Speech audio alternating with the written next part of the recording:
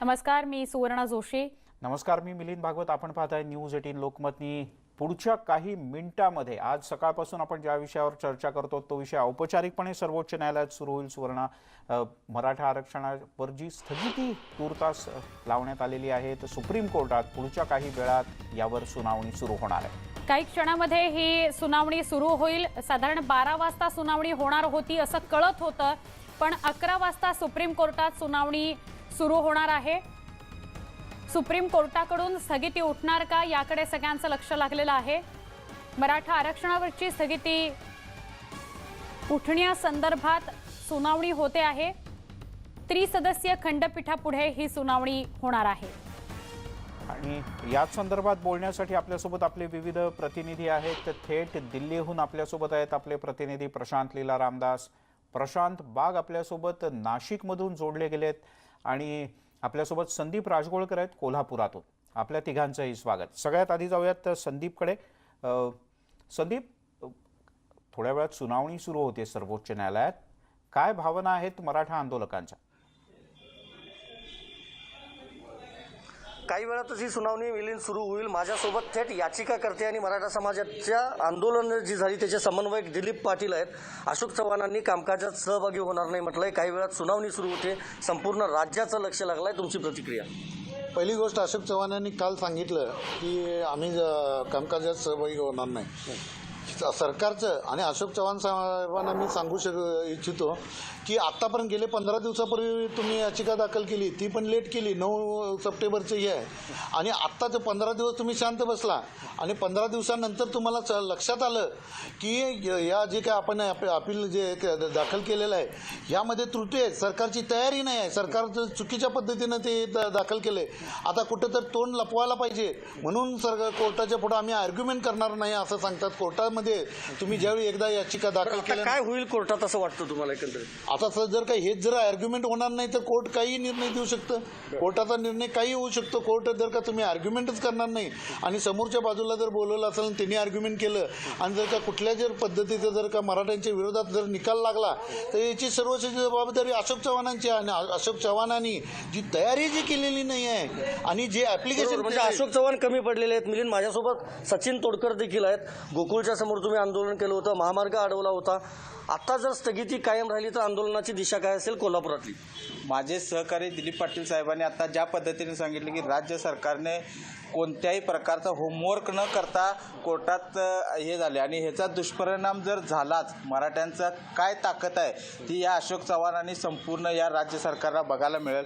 आता मराठा ज्याप्रमाणे जगाने बघितले की मूक मोर्चा ज्या पद्धतीने बघितला आहे, आता मराठ्यांची जी रग आहे, जी ताकद आहे ही बघायची वेळ मला वाटते या अशोक चव्हाण आणायला लावल असं मला वाटतं. मी फक्त आपल्या माध्यमातून एकच सांगतो की जर आज काही बरं वाईट झालं मराठ्यांच्या बाबतीत तर ह्याचा दुष्परिणाम अशोक चव्हाण व या राज्य सरकारला 100% भोगायला लागेल, मी आपल्या वतीने जाहीर करतो. खरं तर हा गर्भित इशारा मिलिंद म्हणावा लागेल. कोल्हापूरमधून अनेक आंदोलनांची यापूर्वी सुरुवात झालेली आहे. ऐतिहासिक एक मोठी परंपरा आहे कोल्हापूरला आणि कोल्हापूरमधून हा इशारा दिला आहे. काही वेळात आपल्याला समजेल नेमकं सुप्रीम कोर्टात काय होतं ते. नक्की असाच संदीप सोबत रहा. प्रशांत बाग सुद्धा आपल्या सोबत आहेत. प्रशांतकडे जाऊया दिल्लीला. प्रशांत, काही वेळामध्ये सुनावणी सुरू होईल. साधारण 12 वाजता सुनावणी होईल असं आधी कळत होतं. आता मात्र 11 वाजता सुप्रीम कोर्टामध्ये या महत्त्वाच्या विषयावर सुनावणी सुरू होणार आहे. काय सांगाल वातावरणाविषयी? सुवर्णा, जर बघितलं आपण तर 2 मुख्य याचिका आहे यामध्ये. एक खाजगी आहे आणि एक सरकारी आहे आणि या याचिकांवरती सुनावणी होईल असं सुप्रीम कोर्टाने आपल्या कॉज लिस्टमध्ये स्पष्ट केलेलं आहे. तर सुप्रीम कोर्टामध्ये ज्यांनी अनेक वर्ष काम केलेलं आहे आणि सतत काम करतात जे ॲडव्होकेट विशाल जोगदंड माझ्यासोबत आहे, ते वेळ का बदलली हे त्या संदर्भात त्यांच्याशी चर्चा करूया. सर, पूर्वी चर्चा होती की 12 वाजता सुनावणी होईल, पण आता 11 वाजता सुनावणी होत आहे आणि ही 2च याचिका करते आहे. यामध्ये जी ऑर्डर पास केली होती सुप्रीम कोर्टाने, त्या ऑर्डरमधील एक पार्टच्याच म्हणजे पार्शल पार्टमध्ये त्याला चॅलेंज केलेलं आहे आणि ते फक्त स्टे वॅकेट करण्याबद्दलच फक्त बोललं जातं आहे. आणि त्यामुळं काय की या आजकाल कोर्टाची व्हर्च्युअल हिअरिंग चालू असल्यामुळं आणि फिजिकल हिअरिंग सुरू नसल्यामुळं कोर्टाच्या वेळेनुसार ती वेळ ॲडजस्ट केली जाते. आणि आता आपल्याला सगळ्यात महत्त्वाची गोष्ट अशी आहे की ह्या ज्या 2 याचिका आहेत ज्याच्यामध्ये सरकार पण आलेलं आहे आणि प्रायव्हेट याचिकाकर्ते पण आलेला आहे, यामध्ये या दोन्ही याचिका या फक्त पार्शियल रिलीफ मागतायत. म्हणजे या पार्शियल रिलीफसाठी आता ते पाहणं फार गरजेचं आहे की पार्शियल रिलीफ कुठल्या ग्राउंडवर मागतायत. कारण की तो जो पार्शियल रिलीफ ते मागतायत की तो रिलीफ असा आहे की ज्याच्यामध्ये नोकऱ्या आणि शिक्षण यामध्ये आरक्षण मिळायला सुरू होण्यासाठी ते मागतायत.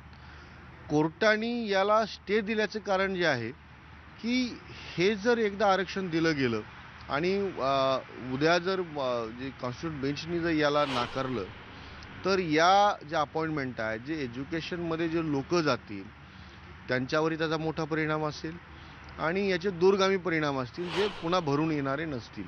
त्यामुळं कदाचित मला असं वाटतं की ह्या ज्या दोन्ही याचिका आहेत या पहिले काय कुठल्या ग्राउंडवर हे गेलेले आहेत, कुठले मुद्दे हे मांडतात ते फार पाहणं गरजेचं आहे आपल्याला. महत्त्वाचं म्हणजे हे जी खाजगी याचिका आहे आणि सोबतच दुसरी जी सरकारी याचिका आहे ज्यामध्ये अशोक चव्हाणांनी स्पष्ट केलं आहे की आम्ही याचा विरोध करू, पण आज ते पाहावं लागेल की कोर्टामध्ये सरकारच्या वतीनं काय बाजू मांडली जाते आणि खाजगी याचिका करते. कारण की या 2च याचिकांवरती सुनावणी होणार आहे. इतर कुठल्याही याचिकेला एंटरटेन करणार नाही असं सुप्रीम कोर्टानं बजावलेलं आहे. नक्की याचा प्रशांत अर्थ असा फक्त- होतो त्याचमुळे होऊ शकतं 12 वाजता. नक्की प्रशांत, फक्त इथे एक पुन्हा विशाल जोगदंड यांना आपण विचारू शकाल का की अशोक चव्हाणांकडून जे आज सकाळी म्हणणं येतंय समोर किंवा चर्चा समोर येते की सरकार आपली बाजू मांडणार नाही आज, तर त्याविषयी काही स्पष्टता ते करू शकतील का? म्हणजे त्याचा नेमका परिणाम सुनावणीमध्ये कसा होईल? ओके मिलिंद, ॲडव्होकेट विशाल जोगदंडजी मला सांगा, अशोक चव्हाणांनी स्पष्ट केलंय की सरकारच्या वतीनं सुप्रीम कोर्टात बाजू मांडण्यात येणार नाहीये. एका वेळी याचिका राज्य सरकारने केलेली आहे आणि खाजगी देखील याचिका दाखवली आहे. याचा आजच्या सुनावणीवर काय परिणाम होण्याची शक्यता आहे का? बाजू मांडण्यासाठीच तर पिटिशन केलं जातं किंवा कुठलंही ॲप्लिकेशन केलं जातं. आणि तुम्ही बाजू मांडायची नाही असं जे म्हणताय तर जर ते रिव्ह्यू पिटिशन असेल त्यात बाजू मांडायला तुम्हाला फक्त कागदावरच बाजू मांडायची असते, ती मांडली गेलेली आहे. आणि जर ते रिव्ह्यू आहे तर बाजू मांडण्याचा पुन्हा प्रश्न येत नाही आणि कदाचित कोर्टाने त्यांना परमिशन दिली नसावी की ज्यामध्ये त्यांनी फिजिकल किंवा ज्याला आपण व्हर्च्युअल हिअरिंग म्हणतो की याला नव्यानं ऐकण्याची जी संधी आहे कदाचित ती नाकारलेली असावी सरकारला. व्हॅकेशन ऑफ स्टे मागता येते. व्हॅकेशन ऑफ स्टेमध्ये सगळ्यात महत्त्वाची गोष्ट समजून घेणं आपल्याला पाहिजे की एका ऑर्डरचा फक्त अर्धा भाग तुम्ही मागतायत की ज्याच्यावर तुम्ही सॅटिस्फाईड नाही आहे आणि तो भाग तुम्ही मागतायत की रिझर्वेशनचं वॅकेट करून म्हणजे रिझर्वेशन इम्प्लिमेंट करू द्या म्हणून. कारण की या जागा ज्या भरायच्यात एज्युकेशनमध्ये सरकार बाजू मांडत नाही म्हणून काय परिणाम होईल? त्याचा परिणाम फार दूरगामी असणार आहे. जर सरकार बाजू मांडणारच नाही आहे किंवा ॲप्लिकेशन रिजेक्ट झालं असेल तर त्यांनी तसं सांगावं की आमचं ॲप्लिकेशन आम्ही केलं होतं आम्हाला हिअरिंग देण्यासाठीचं, हिअरिंग नाकारली असं सांगितलं तर कदाचित वेगळं आहे. परंतु आम्ही बाजू मांडणार नाही हे मला वाटतं योग्य नाही आहे. वकील साहेब जे ॲडव्होकेट विशाल जोगदंड सांगतायत की बाजू मांडणे नाही हे काही योग्य नाही आहे कारण की सुप्रीम कोर्टात असं होत नाही. जर तुम्ही याचिका केली असेल तर तुम्हाला आपली बाजू मांडावीच लागेल. मिलिंद, प्रशांत बाग आणि प्रणाली कापसे पण आहेत आपल्यासोबत, पण आपण प्रवीण दरेकर आपल्यासोबत जोडले गेलेत, विधान परिषदेतले विरोधी पक्षनेते आहेत. प्रवीणजी, सरकारनं आता अशोक चव्हाण यांनी काय काल म्हटलं ते आपण पाहिलं. आता सर्वोच्च न्यायालयात एक प्रकारे सरकारी वकिलांची अडचण होणार, म्हणजे उपस्थित तर राहायचं पण बाजू नाही मांडायची. नाही, मला वाटतं की भांबावलेलं सरकार आहे आणि कुठल्याही प्रकारची मराठा आरक्षणाच्या बाबतीत ज्या बारकाईनं लक्ष घालण्याची आवश्यकता आहे ती यावरून दिसत नाही, बेसिकली दिसते. मुळात आपण मग पिटिशन कशासाठी केलं, रिव्ह्यू पिटिशन, त्यावेळेला तुम्ही त्या पिटिशन मध्ये प्रे करत असताना क्लिअर कट आपण संविधान खंडपीठाकडे पाठवा असं म्हटलं नाही, आपण ॲप्रोप्रिएट अथॉरिटीकडे असं म्हटलं त्या ठिकाणी. आणि त्याच्यामुळं आता आफ्टर 15 दिवस गेलेत, 15 दिवसात का सुचलं नाही तुम्हाला? पहिल्याच दिवशी का निर्णय पिटिशनच्या वेळेला घेतला नाही? त्याच्यामुळे मला वाटतं पूर्णपणे गोंधळलेल्या मनस्थितीत आहे. त्याचबरोबर मराठा समाजाला आरक्षण देण्यासंदर्भात सुद्धा संदिग्ध भूमिका या महाविकास आघाडी सरकारमध्ये त्या ठिकाणी दिसते आणि म्हणून अशा प्रकारे एक युनायटेड निर्णय घ्यावा लागतो सरकार म्हणून, तिन्ही पक्ष म्हणून, तो या ठिकाणी दिसत नाही. आता एकदा आपण पिटिशन केल्यानंतर तिथे हिअरिंगला बाजू मांडायलाच लागते. आणि त्याच्यामुळे बाजूच मांडणार नाही. आणि त्यामुळे मला वाटतं हा त्यांनाच अंदाज येत नाही नेमकं काय कशा प्रकारचा निर्णय होईल. आपण केलेली गोष्ट योग्य आहे किंवा कशी. पण आता काय पुन्हा नव्याने हिअरिंग घेत नसतं जेव्हा रिव्ह्यू पिटिशन. बारीक सारीक टेक्निकल किंवा आम्हाला हे वाटतं तात्पुरती रिलीफ द्या आणि खंडपीठाकडे जलद गतीनं पाठवा. तर मला वाटतं पूर्णपणे सरकार या मराठा आरक्षणाच्या बाबतीत दिशाहीन झालंय. नेमकं काय करावं, कारण एक एक दिवस महत्वाचा असतो. आपण बघायला विद्यार्थी असतील, नोकरदार असतील, आपल्या जॉबची मुलं असतील, ते प्रत्येक दिवस मोजतायत. कारण या आरक्षणाचा परिणाम त्यांच्या नोकऱ्यांवर होतोय, त्यांच्या प्रवेशावर होतोय. त्याच्यामुळे 15-15 दिवस पुढे जाणं हे या ठिकाणी परवडणारं नाही. याचंही भान या ठिकाणी अशोक चव्हाण साहेब आणि या सरकारने ठेवायला पाहिजे. नक्की. पण त्यांच्यासाठी हिअरिंग पुढे ढकलणं एवढ्यापुरतं त्यांना वाटतं, पण त्याचे दुष्परिणाम या ठिकाणी रोज घडतायत याचंही भान त्यांना ठेवायला हवं. एका बाजूला दरेकर साहेब मराठा क्रांती ठोक मोर्चाचे समन्वयक आक्रमक झालेत. आज जर काही बरं वाईट झालं तर सरकारला वाईट परिणाम भोगावे लागतील असं म्हणतायत. दुसरीकडे आजच्या दिवशी सुनावणी असताना त्याच्या एक दिवस आधी अशोक चव्हाणांचं वक्तव्य येतं. तुम्हाला काय वाटतं, इच्छाशक्ती नाहीये, कमी पडलेलं आहे, भांबावलेलं आहे का मराठा संघटना आणि सरकार यांच्यामध्ये चर्चाच झाली नाही की पुढे काय करायचं? अत्यंत आपण समर्पक म्हणालात की या सरकारची इच्छाशक्ती दिसत नाही. वेगवेगळे इलेमेंट्स या सरकारमध्ये आहेत. ओबीसीच्या साठी त्या ठिकाणी विजय वडेट्टीवार, छगन भुजबळ आक्रमक होऊन त्या ठिकाणी ते सरकारवर दबाव आणतायत. मुख्यमंत्री म्हणून मराठा आरक्षणाच्या बाबतीत ठोस भूमिका त्या ठिकाणी मुख्यमंत्र्यांची दिसत नाही. राष्ट्रवादी त्या ठिकाणी नरोवा कुंजरोवा दोन्ही बाजूंनी त्या ठिकाणी भूमिका घेत आहे. आणि मूळ महाविकास आघाडीतल्या 3 पक्षामध्येच एक वाक्यता त्या ठिकाणी दिसत नाही. आणि या वेळेला मग भांबावलेल्या अवस्थेमध्ये समितीचा अध्यक्ष म्हणून अशोक चव्हाण त्या ठिकाणी जसं येईल त्या सिच्युएशन प्रमाणे त्या ठिकाणी स्टेटमेंट देत आहेत, वागतायत. मला वाटतं या सरकारला अजून मराठा मोर्चाची, मराठा समाजाच्या संतापाची या सध्याच्या परिस्थितीमध्ये तीव्रता जाणवत नाही. त्यावेळेला देवेंद्र फडणवीस सरकार होतं, त्यावेळेला लाखोचे मोर्चे करून एक प्रचंड उद्रेक झाला होता. यांना असं वाटतं की तो उद्रेक त्या ठिकाणी थांबलाय. मराठा तरुणांच्या, विद्यार्थ्यांच्या भावना त्या ठिकाणी आता संपल्यात असा एक गोड गैरसमज आहे. परंतु हा एक संयमाचा बांध जर फुटला तर या सरकारला त्या ठिकाणी आवरणं अवघड होईल. आणि म्हणून मला वाटतं थोडंसं गांभीर्यानं या ठिकाणी महाविकास आघाडीनं एकत्रितपणे तात्काळ निर्णय घेण्याची त्या ठिकाणी आवश्यकता आहे. त्यांना असं वाटतंय की मराठा समाजात पण वेगवेगळ्या ठिकाणी वेगवेगळे आंदोलनं होत आहेत. मराठा समाज गेल्या सरकारच्या वेळेला ज्या पद्धतीनं रस्त्यावर उतरला त्या पद्धतीनं दिसत नाही की काय. अशा एका वेगळ्या वातावरणात या ठिकाणी हे सरकार रमताना दिसतंय.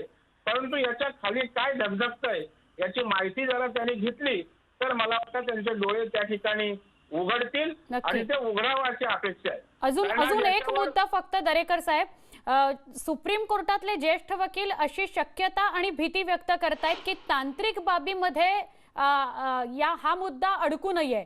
आजच्या सुनावणीमध्ये तांत्रिक बाबीमध्ये सगळ्या गोष्टी अडकू नयेत. पण असं जर झालं तर अजून किचकट होणार आहे पुढची प्रक्रिया.